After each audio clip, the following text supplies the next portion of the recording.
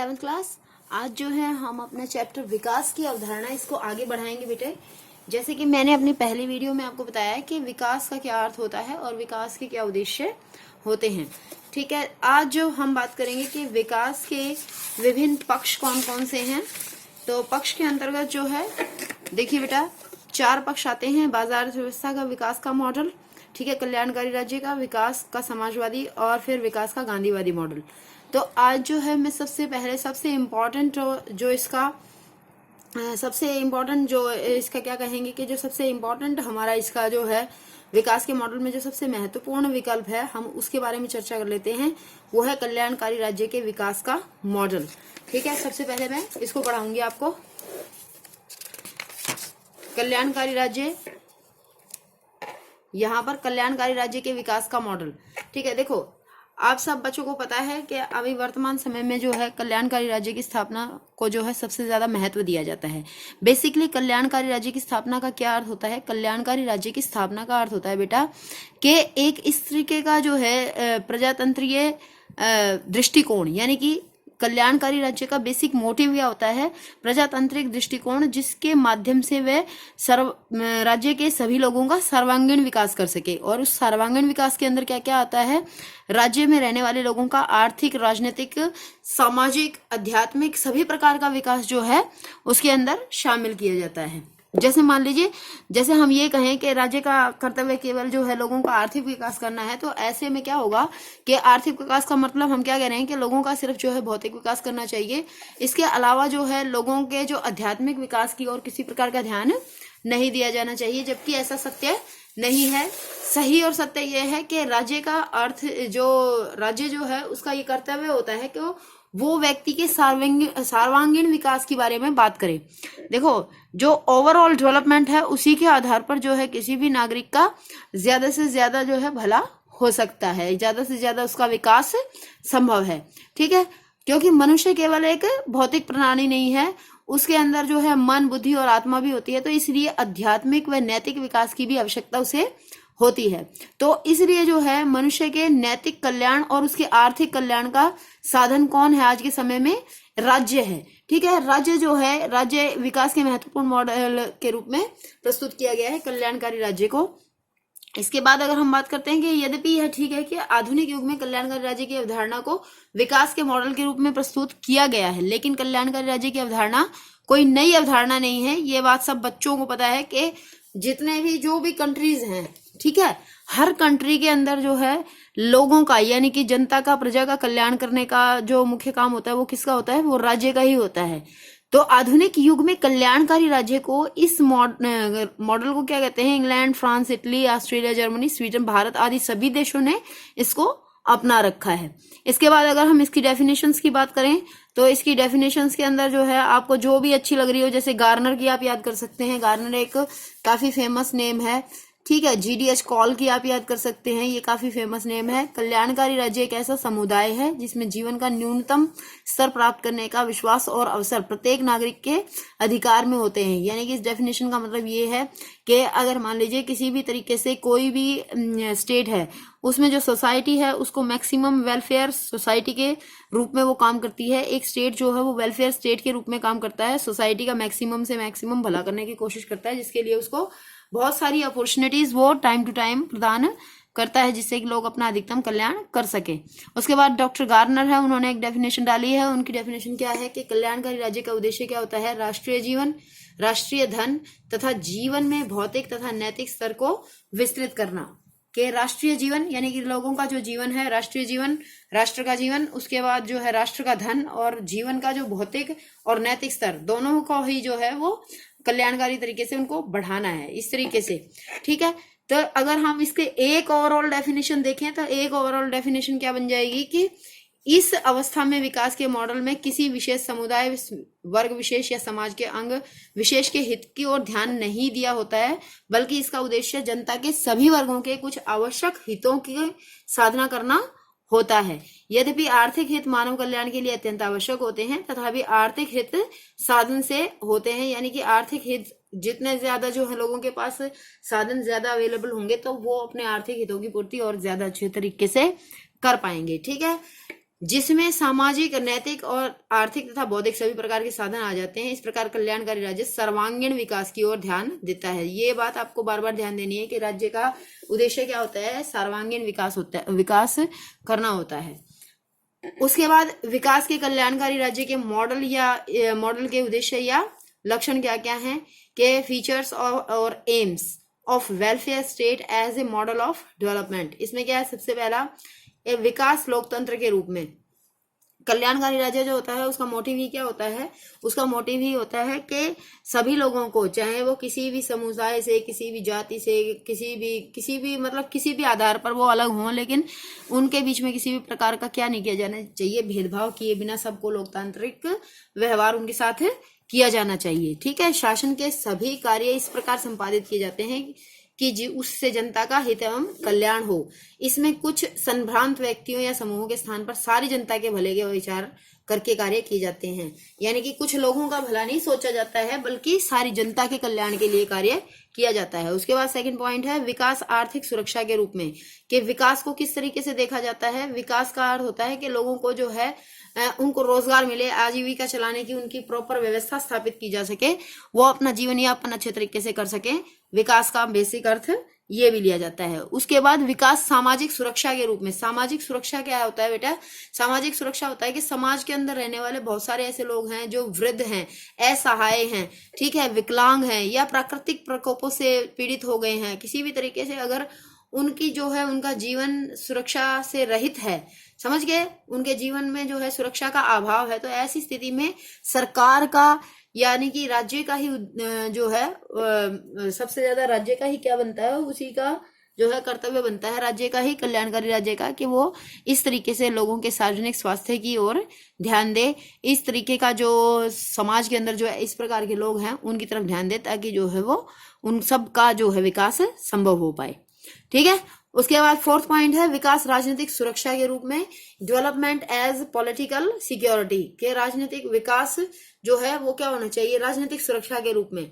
कि राजनीतिक सुरक्षा का बेसिकली अर्थ क्या होता है कि कानून और व्यवस्था जो है वो सबके लिए समान होनी चाहिए। ठीक है, राज्य ही एक ऐसी व्यवस्था का निर्माण कर सकता है बेटा जो लोग अपनी सहज और सामान्य गतिविधियां निर्भीकता पूर्वक जिसमें अपने कर पाते हैं, पूरी कर पाते हैं, संपादित कर सकें, यानी कि उनको पूरा कर सकें। जो भी वो राज्य में कल्याणकारी कार्य करना चाहते हैं लोग, वो तभी पॉसिबल है जब वहां पर एक सुरक्षित माहौल होगा। ठीक है, उसके बाद विकास भेदभाव के अंत के रूप में।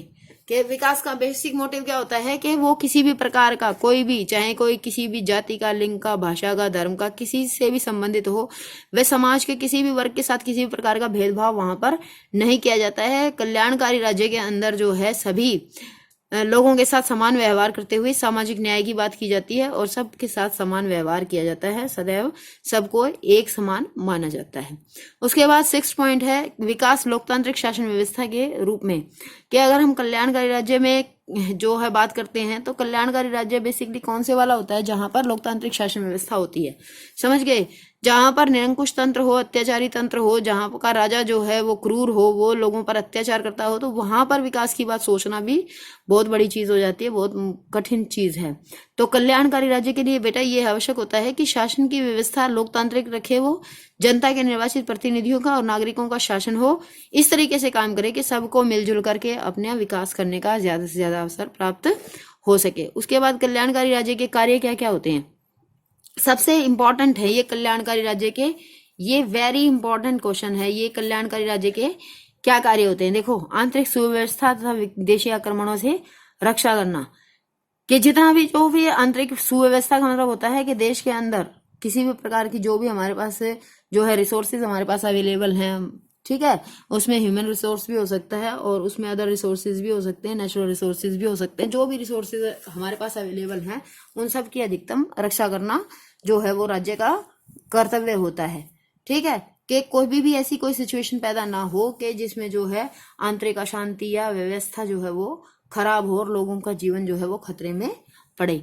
बाहरी आक्रमणों से भी देश की रक्षा करना चाहिए, जिससे कि विदेशी आक्रमणों से अगर हमारा देश सुरक्षित रहेगा तो आंतरिक रूप से वो ज्यादा जो है तरक्की कर सकता है, अच्छे उद्योग धंधे स्थापित किए जा सकते हैं, लोग जो है अच्छे से अच्छे कार्य शुरू करने में बिल्कुल भी हिचकिचाहट नहीं महसूस करेंगे अगर वहां पर जो है एक शांतिपूर्ण माहौल होगा तो। उसके बाद जीवन और संपत्ति की रक्षा करना, ये भी इम्पोर्टेंट पॉइंट है कि अगर मान लीजिए वास्तव में राज्य का जन्म ही इस आवश्यकता के गुण के कारण हुआ है कि नागरिकों की रक्षा करे, ठीक है।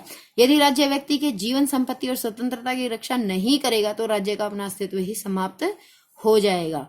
ये 3 बातें जो है आपको विशेष रूप से ध्यान रखती हैं, ये बार बार रिपीट होगी कि जीवन का, संपत्ति का और स्वतंत्रता की रक्षा, जीवन, संपत्ति और स्वतंत्रता, इन 3 चीजों की रक्षा की जानी बहुत ज्यादा जरूरी है। राज्य के पास प्रभुसत्ता होती है और ऐसे व्यक्तियों को जो दूसरों के अधिकारों की अवहेलना करते हैं, राज्य कठोर से कठोर दंड भी उन्हें दे सकता है। उसके बाद शिक्षा और स्वास्थ्य संबंधी कार्य, सारे बच्चों को पता है शिक्षा और स्वास्थ्य संबंधी कार्य जो है करने का किसका ड्यूटीज होती है, वो जो है राज्य की ड्यूटी होती है।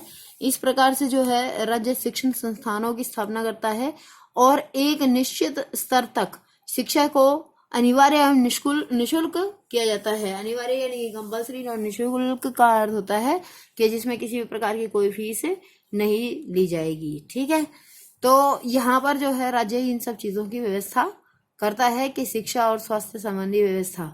उसके बाद जो है अगला इसी में देखो कि औद्योगिक तथा प्राविधिक शिक्षा की व्यवस्था भी राज्य द्वारा की जाती है। इस प्रकार राज्य द्वारा चिकित्सा गृहों तथा प्रसव गृहों आदि की स्थापना की गई है, जिसका उपयोग जनसाधारण निःशुल्क रूप से कर सकते हैं।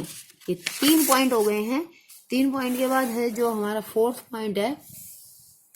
4th पॉइंट है सामाजिक व्यवस्था, न्यायिक व्यवस्था करना। ये जैसे अब हम 4था पॉइंट है, ये हमारा न्यायिक व्यवस्था करना, टू मेंटेन जुडिशियल सिस्टम। देखो इसका क्या अर्थ होता है कि बेटे कि ये एकदम स्वाभाविक बात है कि जो भी समाज में रहने वाले व्यक्ति हैं वो आपस में उनके कभी न कभी किसी न किसी बात पे डिस्प्यूट होते ही रहते हैं, ठीक है। तो इन डिस्प्यूट्स का जो सोल्यूशन करने के लिए क्या होता है, एक जो है स्टेट की तरफ से एक जुडिशरी सिस्टम तैयार किया जाता है, ठीक है। तो ये जो जुडिशरी सिस्टम होता है, ये जुडिशियल सिस्टम होता है, जो वो सारा कुछ क्या करता है, वो जो भी कल्याणकारी राज्य के अंदर जो भी लोग होते हैं उन सभी के बीच में किसी भी प्रकार का कोई भी भेदभाव हो तो उन सबको समाप्त करने के लिए पूरा प्रयास करता है और सभी लोगों को बिना किसी भेदभाव के न्याय प्रदान करता है। उसके बाद 5th पॉइंट है हमारा कि आर्थिक विकास की व्यवस्था करना, टू मेंटेन इकोनॉमिक डेवलपमेंट। देखो आज का युग, जैसे हम सब देखते हैं कि आज का युग बहुत ही तेजी से तरक्की कर रहा है, ठीक है। चारों तरफ जो है आर्थिक विकास की होड़ लगी हुई है। सब व्यक्ति ये चाहते हैं कि हर कोई तेजी से जो है प्रगति करना चाहता है। तो ऐसे में जो है कोई भी स्टेट आराम से नहीं बैठ सकता है। हर स्टेट का ये कर्तव्य होता है कि वो अपने अपने स्टेट के अंदर जो है कुछ ना कुछ इस तरीके के नए नए सुधार करे और भी आर्थिक विकास करे, जिनसे कि तेजी से जो है राज्य के लोगों का विकास हो सके, ठीक है। इसलिए जो है सभी देशों में आर्थिक विकास के लिए तकनीकी और वैज्ञानिक प्रगति तथा अनुसंधान भी राज्य का ही कार्य आजकल बन गया है। तो राज्य की ओर से आर्थिक विकास के कार्य करते समय ये देखना बहुत ज्यादा जरूरी होता है बेटा कि समाज का कोई भी वर्ग या समुदाय उपेक्षित ना रह जाए, कि कोई जो है जैसे किसी कोई एक विशेष वर्ग ऐसा ना रह जाए जो जिसका विकास ही ना हुआ हो, ठीक है। रूस में भी वह नहीं है, चीन में भी नहीं, परंतु आर्थिक समानता को कम किया जा सकता है। प्रत्येक व्यक्ति को रोजगार दिया जा सकता है। कोई भी व्यक्ति गरीबी की रेखा के नीचे न रहे, यह प्रयत्न किया जा सकता है और यही कल्याणकारी राज्य को करना चाहिए, ठीक है। ये इस तरीके से बात हमारी यहाँ पर जो है बनेगी। इसके बाद हमारा नेक्स्ट पॉइंट जो रहेगा वो रहेगा कृषि, उद्योग और व्यवसायों का विकास, development of agriculture, industry and commerce. ये सारी चीजें जो है इन सभी क्षेत्रों में विकास करने का उद्देश्य क्या है कि जो है समाज का जो अलग अलग क्षेत्रों में लोग कार्यरत हैं उन सब का जो है अधिकतम कल्याण हो सके, ठीक है। जो भी अलग अलग प्रकार के कार्य होते हैं, जैसे कोई कृषि कर रहा है, कोई उद्योग धंधों में लगा हुआ है या अन्य छोटे बड़े व्यवसायों में कार्य कर रहा है, तो जितने भी व्यवसायों में लोग लगे हुए हैं, कार्य कर रहे हैं, तो उन सब का जो है ये प्रयास किया जाता है कि उन सभी क्षेत्र के लोगों का अधिकतम विकास करना, जो है उन उद्योग धंधों को जो है उनसे रिलेटेड जो भी कच्चा माल है या जो भी सुविधाएं हैं वो सब सुविधाएं उपलब्ध करा करके कल्याणकारी राज्य जो है राज्य के लोगों का जीवन अच्छा करने के प्रयास करता है। 7वां पॉइंट है आर्थिक शोषण की समाप्ति। तो लोक कल्याणकारी राज्य जो है आर्थिक शोषण की समाप्ति के लिए औद्योगिक क्षेत्रों पर नियंत्रण रखता है, और यदि कहीं उद्योगों को सरकारी अधिकार में लेना आवश्यक मालूम होता है तो राज्य उनका राष्ट्रीयकरण भी कर सकता है। यानी कि देखिए, जैसे सरकार ने छूट दी है कि जो है बहुत सारे लोग निजी उद्योग धंधे भी स्थापित कर सकते हैं, लेकिन अगर निजी उद्योग धंधों में प्राइवेट जो भी इंडस्ट्रीज हैं, अगर उनमें किसी भी लेवल पर लेबर्स का किसी भी तरीके से अगर शोषण हो रहा है, तो ऐसी स्थिति में उस उद्योग धंधों को, उन जो भी इंडस्ट्रीज हैं, उन सबको क्या किया जा सकता है, उन सबको जो है गवर्नमेंट के द्वारा ओवरटेक किया जा सकता है, उनको जो है उनको नेशनलाइज किया जा सकता है, यानी कि वो निजी से प्राइवेट से वो क्या हो सकती हैं, वो सरकारी उपक्रम में बदली जा सकती हैं। ठीक है, इस तरीके से ये 8वां पॉइंट है हमारा, श्रमिकों के हित में कानून बनाना, कि ज्यादा से ज्यादा, जैसे मैंने ऊपर वाला ही आपको पॉइंट बताया कि आर्थिक शोषण नहीं होना चाहिए। ठीक है, तो उसी तरीके से नीचे वाला पॉइंट है कि श्रमिकों के हित में कानून बनाने का भी कार्य कल्याणकारी जो राज्य होता है उसी का होता है, कि जहां पर भी श्रमिक काम कर रहे हैं उनके काम के घंटे निश्चित करना, उन्हें उचित वेतन देना, कारखानों में स्वच्छ वातावरण उत्पन्न करना, श्रमिकों की शिक्षा और स्वास्थ्य की व्यवस्था करना, अयोग्य होने की हालत में बीमा योजना को लागू करना, और तालाबंदी आदि से उनकी रक्षा करने और बोनस आदि दिलाने के संबंध में भी कानून बनाए जाते हैं। इसके लिए स्पेशली जो है श्रम न्यायालय यानी कि लेबर कोर्ट्स की भी स्थापना करके श्रमिकों के झगड़ों का शीघ्र अतिशीघ्र निपटारा करने की व्यवस्था लोक कल्याणकारी राज्य करते हैं। ठीक है, इसके बाद नेक्स्ट पॉइंट है हमारा कि समाज सुधार संबंधी कार्य, सोशल अपलिफ्ट। ये बहुत ज्यादा जरूरी है बेटा कि समाज में अलग अलग जो है जाति के, अलग अलग भाषाओं के, बहुत सारे अलग अलग तरीके के लोग रहते हैं, तो ऐसी इन सब चीजों को जो है, इन सब जो भी ये डाइवर्सिटीज हैं, इन सब डाइवर्सिटीज को जो है डिस्क्रिमिनेशन के लेवल पर नहीं लेके जाना है। ठीक है, तो यहाँ हमारे देश के अंदर जो है, मान लीजिए किसी भी प्रकार का छुआछूत है, जाति है और वर्गों के बीच में जो है संकुचित भावना है, जो भी अंधविश्वास है, दहेज प्रथा, जितनी भी सामाजिक बुराइयां हैं, उन सभी सामाजिक बुराइयों को दूर करने का काम लोक कल्याणकारी राज्यों का होता है, और महिलाओं की दशा सुधारने के लिए भी लोक कल्याणकारी राज्य के द्वारा जो है हर संभव प्रयास किया जाता है। उसके बाद सामाजिक सुरक्षा संबंधी कार्य। सामाजिक सुरक्षा का मतलब क्या होता है कि जैसे कि मैंने पहले भी समझाया इस पॉइंट को कि सामाजिक सुरक्षा का मतलब क्या होता है कि जैसे मान लीजिए कोई भी व्यक्ति जो किसी भी तरीके से शारीरिक रूप से दिव्यांग है, असहाय है, वृद्ध है, ठीक है, तो उन सब का कोई भी सहारा नहीं है, तो उन सबको विशेष रूप से पेंशन देना जिससे कि वो अपना भरण पोषण कर सके। ठीक है, या फिर आपने देखा होगा कि समाज के अंदर जो है क्या होते हैं कि वृद्धों के लिए स्पेशल आश्रम होते हैं, और विधवाओं के लिए भी आश्रय केंद्र बनाए जाते हैं। तो इन सब आश्रय केंद्रों को बढ़ाने के पीछे क्या वो है, लॉजिक है कि भाई जो भी व्यक्ति सामाजिक रूप से इस तरीके से जो उसको सुरक्षा प्राप्त नहीं है, तो उसको सामाजिक रूप से सुरक्षा प्रदान करने का काम करना होता है इस तरीके की योजनाओं को लागू करने से। उसके बाद है उच्च नैतिक विकास। लोक कल्याणकारी राज्य जो है नागरिकों को आर्थिक, सामाजिक और राजनीतिक सुरक्षा देकर ही अपने कार्य को पूरा नहीं मान लेता है, बल्कि उनको नैतिक विकास की भी चिंता होती है कि केवल आर्थिक, सामाजिक और राजनीतिक सुरक्षा प्रदान नहीं करना है, बल्कि नैतिक विकास की भी उनको चिंता होती है कि किसी भी तरीके से जो है श्रेष्ठ साहित्य के निर्माण में सहायता देना, विभिन्न विषयों के अभिकृत विद्वानों को पुरस्कृत करना, अश्लील साहित्य पर रोक लगाना। ठीक है, कि कुछ भी समाज में ऐसा हो रहा है जिससे नैतिकता को खतरा है, तो उन चीजों को बंद करना, और जिससे नैतिकता का विकास हो सकता है उन चीजों को प्रोत्साहन करना लोक कल्याणकारी राज्य का जो है एक वेलफेयर स्टेट का ड्यूटी होती है। ओके, अब इसके बाद 12th पॉइंट है बेटा, नागरिक स्वतंत्रता की रक्षा करना, प्रोटेक्शन ऑफ सिविल लिबर्टीज। जो नागरिक स्वतंत्रता है, यानी कि एक नागरिक जो है, नागरिक होने के नाते उससे क्या क्या सुरक्षाएं प्राप्त होनी चाहिए, उन सभी स्वतंत्रताओं का अच्छे से जो है उनकी रक्षा करना। जैसे कि देखो क्या कहते हैं कि लोक कल्याणकारी राज्य जनहित के अनेक कार्यों करते हुए भी नागरिक स्वाधीनता को छीनने की कभी कोशिश नहीं करता है, उल्टे उनकी सुरक्षा करने का कार्य करता है। इसका कारण यह होता है कि नागरिकों का सभी तरह का विकास स्वतंत्रता के उत्तम वातावरण में ही होता है, राजनीतिक घुटन से भरे वातावरण में नहीं। इसलिए राजनीतिक घुटन का मतलब क्या है बेटा, यहाँ पर के लोगों के ऊपर जो है किसी तरीके का गलत प्रेशर नहीं होना चाहिए, उनको जो है दबाया नहीं जाना चाहिए, बल्कि उनको पूरे अधिकार दिए जाने चाहिए, जिससे कि वो अपने अधिकारों का सदुपयोग करते हुए अपना ज्यादा से ज्यादा विकास कर सके।